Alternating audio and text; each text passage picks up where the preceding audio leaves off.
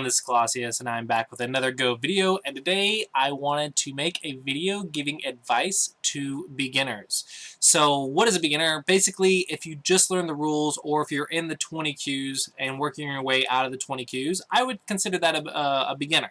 Someone who's still struggling to pretty much understand either the basics or just understanding theories in general, but yeah, basically a beginner, someone new to the game, or maybe someone just working their way out of the 20 queues. This is my advice for you.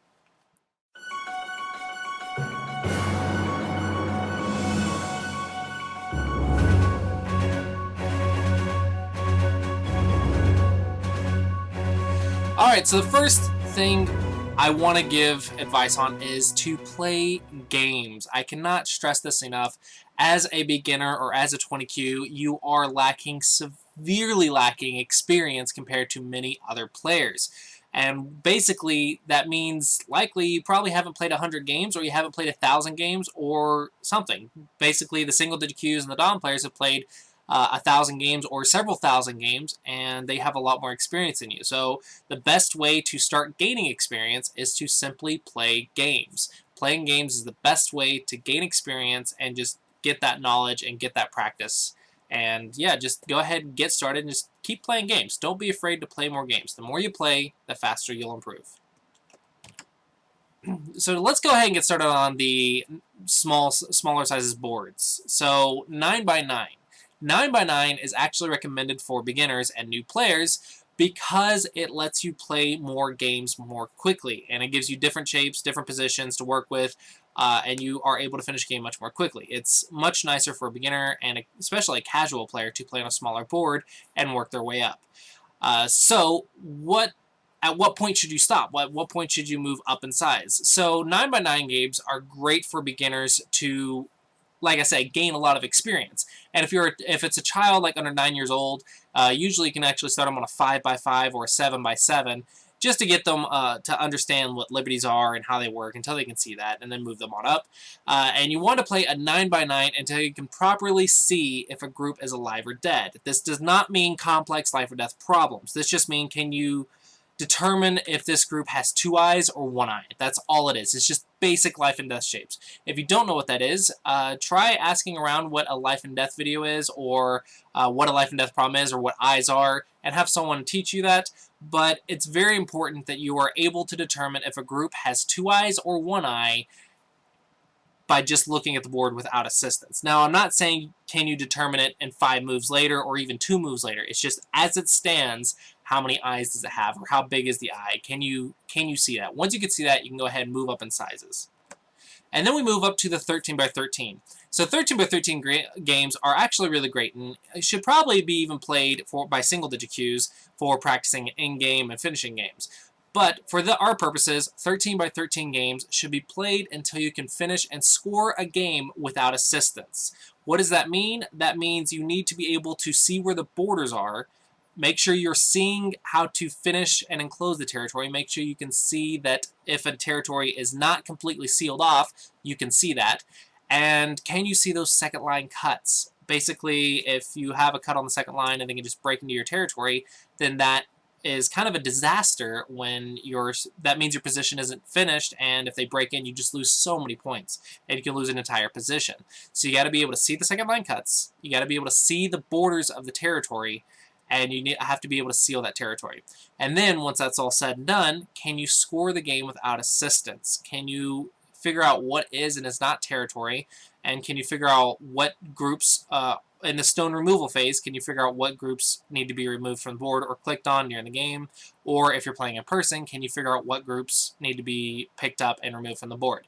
Can you score the game without assistance? Once you can do these things, I think it's okay to move up to 19x19.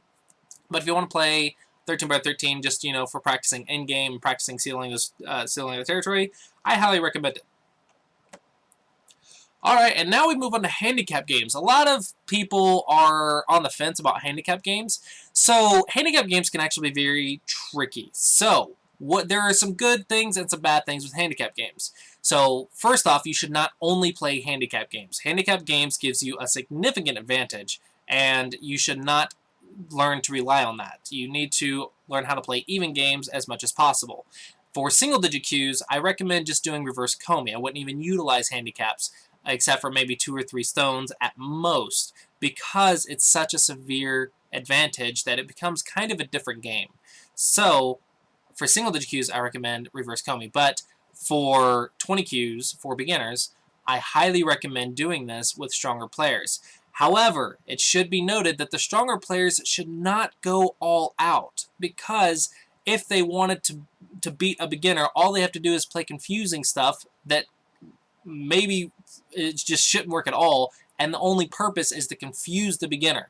That is actually not what you want to play. That's not what you want to do. So handicap games and tournaments, there's always that controversy of, yeah, it tries to make the game more even, but I'm of the opinion that handicap games should not be played in tournaments. It should just be reverse Comey with a limit, and the beginners should play in their own section.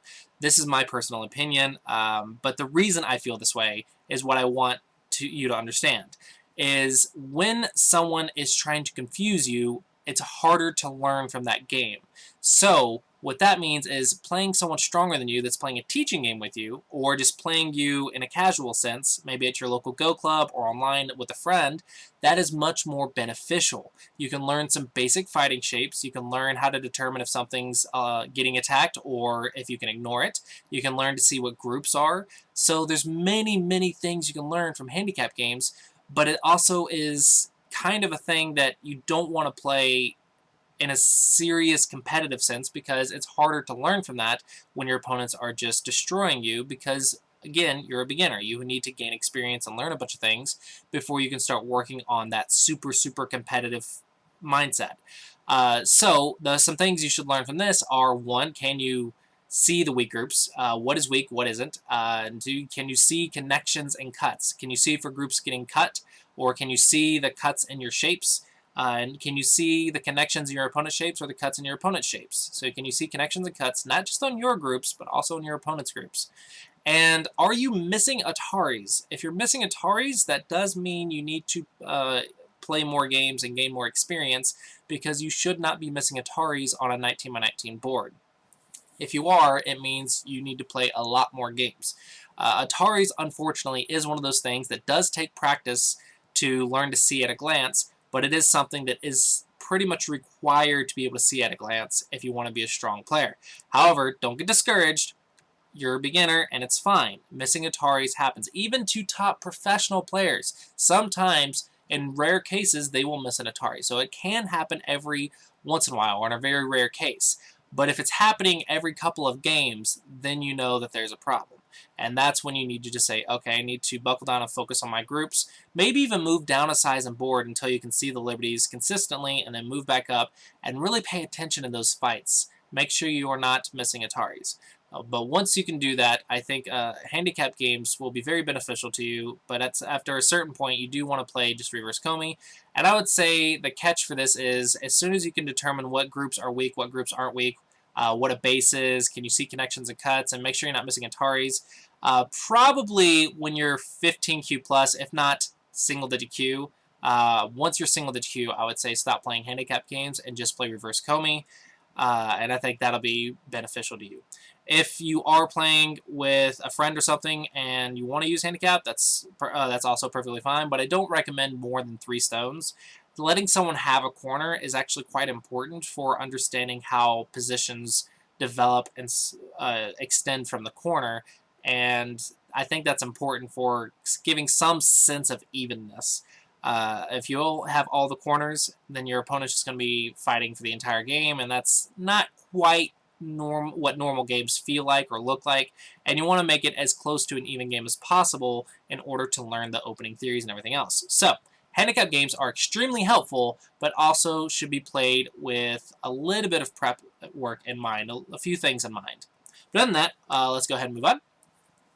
Losing some games, and this is going to be, I believe, our last tip, is lose games. Don't be afraid to lose games, guys. This is going to be the fastest way to learn. And you're going to lose a lot, especially as a beginner. You're going to lose more than half of your games, if not most of your games. You have to lose a lot of games before you start winning. Go is unfortunately a very, very difficult game to get very good at because it requires a sharp learning curve.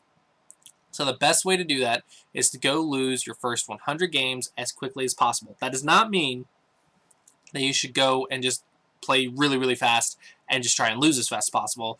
That shouldn't be taken quite literally. It should be taken as you should go play 100 games and try your best and lose. And that's fine. That's the way to learn. And then, if you want to get strong, you need to go lose 1,000 more. So you need to keep trying every single game, and every single game try to learn from something, try to do your best, and just try just to get a tiny bit stronger every single game, just a little bit per game. As long as you learn something from every single game, learn one thing every single time, and lose 1,000 games, then you'll start becoming a really strong player.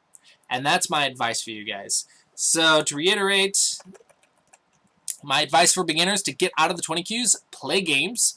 Play some start on 9x9 or start on a small board, and once you can see a life and death, go ahead and move up. 13x13 games, once you can see the borders of your territory and can score the game, go ahead and move up, and then play some handicap games with the stronger players or your friends, and make sure you're playing in a teaching sense, not in a I'm going to crush you sense, and just learn what you can do from that, and learn about what is weak, what isn't, and your connections and cuts, and make sure you're not missing Ataris.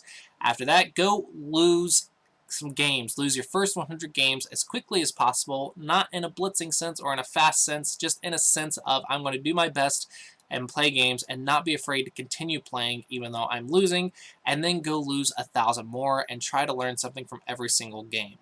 That is my advice for you guys, and I really hope you guys find this helpful. So good luck in your guild games, and I look forward to seeing you guys next time.